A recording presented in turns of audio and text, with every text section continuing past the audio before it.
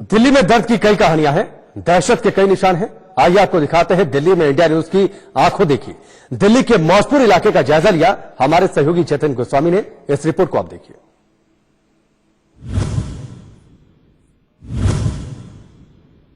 पिछले 3 दिनों में पूर्वी दिल्ली ने दिल पर चोट खाई है। यहाँ जो लोगों ने सहा है वो दर्द शायद ही किसी ने कभी सहा हो। मैं इस वक्त मौजपुर में विजय पार्क इलाके में मौजूद हूँ। तस्वीरें आपको सब कुछ बता देंगी। देखिए क्या हालात हैं। ये कभी ऐसा नहीं था। ये रोड बहुत चलता फिरता होता था, लेकिन अब जहां तक आपकी नजर जाएगी या तो जलने के बाद का नजारा आपको नजर आएगा या फिर रोड पर ये पत्थर नजर आएंगे, जैसे कभी घाटी में हमने देखे थे कर्फ्यू के दौरान होता था। और ये दिल्ली का दर्द है जो हम आपको बता रहे हैं। उधर देखिए शायद किसी का वो छोटा सा कूलर है जो टूट चुका है। उधर देखिए कुछ और सामान पड़ा है और यहाँ देखिए कुछ गमले पड़े हैं और हालात हैं सिर्फ सुनसान। हमारे साथ इलाके के कुछ लोग मौजूद हैं, उनसे बात जरूर करेंगे। और उससे पहले आपको नजारा दिखाते हैं। देखिए ये दांतों का एक अस्पताल है। लोग यहाँ पर अपने दांतों का इलाज करवाने के लिए आते थे। बहुत व्यस्त रहता था, लेकिन इसका शटर देखिए किस तरह से टूट चुका है नीचे से। इसके अंदर प्रदर्शनकारी दाखिल हो गए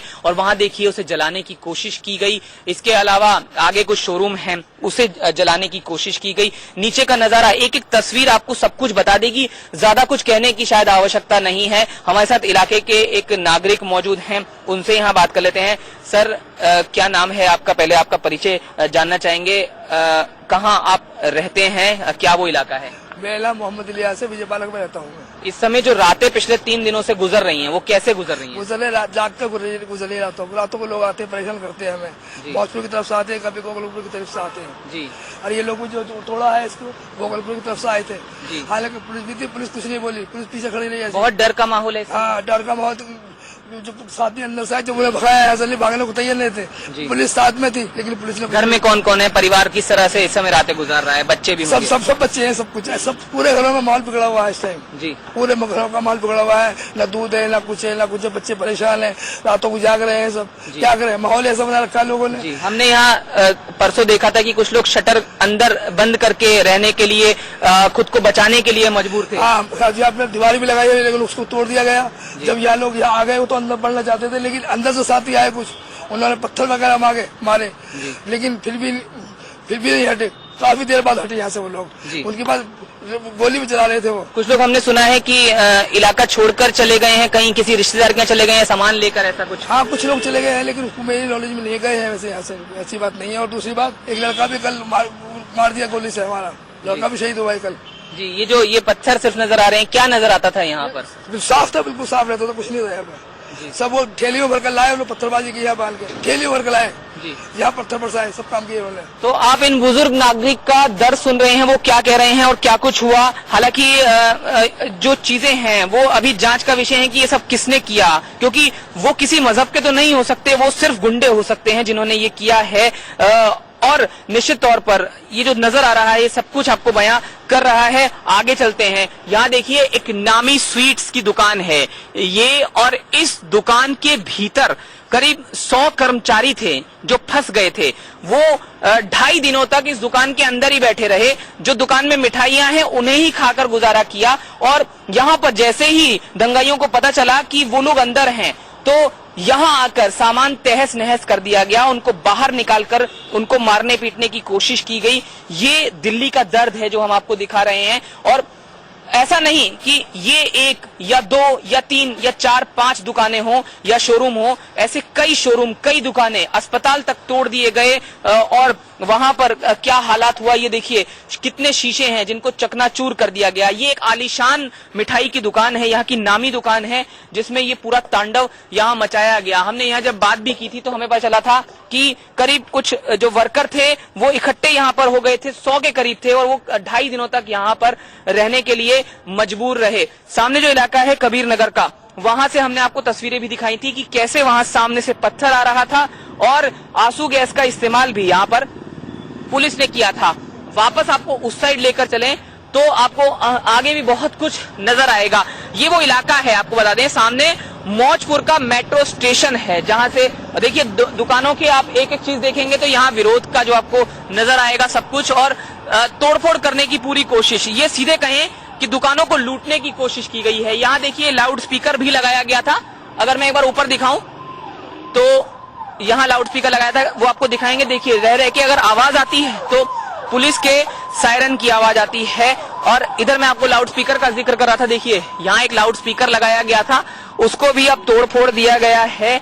और जो लोग हैं वो जब हम उनसे बात करते हैं तो काफी डरे हुए हैं। जो लोग बीमार हैं या बुजुर्ग हैं, उन्हें कहीं जाना था, वो कई दिनों तक घरों में कैद रहे और आखिरकार जब थोड़ा बहुत सुधार हुआ है तो वो शायद कहीं जाने की कोशिश में है, जुगत में है। अगर उनसे बात भी करें, बहन जी 2 दिनों में क्या हुआ? आप बीमार नजर आ रही हैं। जी बीमार हैं हम। आज जो है तीसरे दिन निकले हैं घर से, जा 2 रहे दिनों रोड पर जाना है। 2 दिनों तक इलाज नहीं करवा पाए? नहीं, बहुत परेशान है, चले नहीं जा रहा बिल्कुल भी। जी डॉक्टर वगैरह यहाँ दुकानें हैं या फिर क्लिनिक से सब तोड़ दिए गए? बंद है और तोड़ भी दिए गए।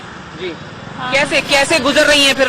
रात तो बहुत डर से गुजरती हूँ। हाँ, रात में जगना पड़ता है, अपने अपने गेट पे जगते हैं हम लोग। जी। और कोई सामान, दुकानें सारी बंद है, कुछ सामान के लिए भी दिक्कत होती, ना दूध है ना खाने पीने का कोई सामान है।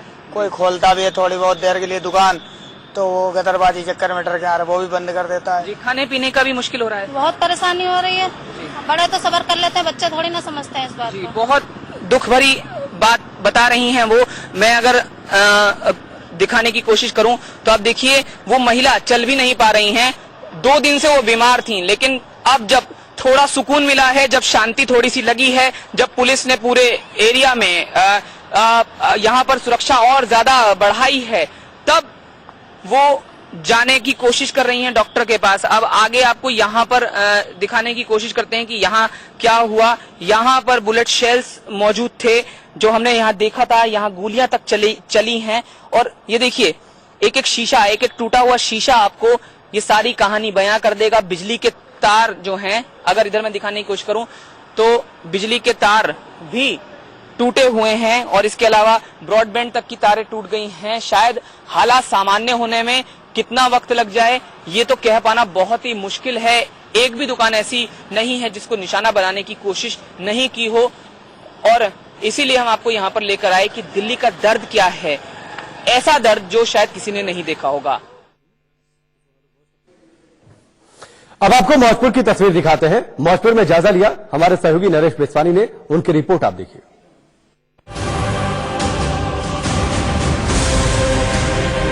मौजपुर में इस वक्त हम मौजूद हैं और यहाँ पर तस्वीरें आप देखिए।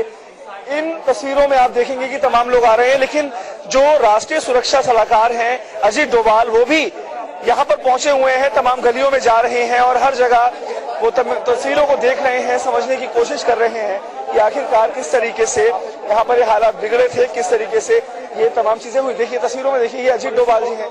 इनके अलावा special CP law and order भी यहाँ पर हैं, दिल्ली पुलिस के PRO मंजीत सिंह रंधावा भी यहाँ पर हैं और हर तरह से यहाँ पर सुरक्षा को लेकर के जो सुरक्षा है उसको सुनिश्चित करने की कोशिश की जा रही है। तस्वीरें आप देख सकते हैं अजीत डोभाल कैसे तमाम सीनियर पुलिस ऑफिशियल से बात कर रहे हैं। इनमें SN श्रीवास्तव है जिनका अभी कल ही जिनका ट्रांसफर यहाँ पर हुआ है और यहाँ पर उनको special CP law and order का दर्जा मिला है।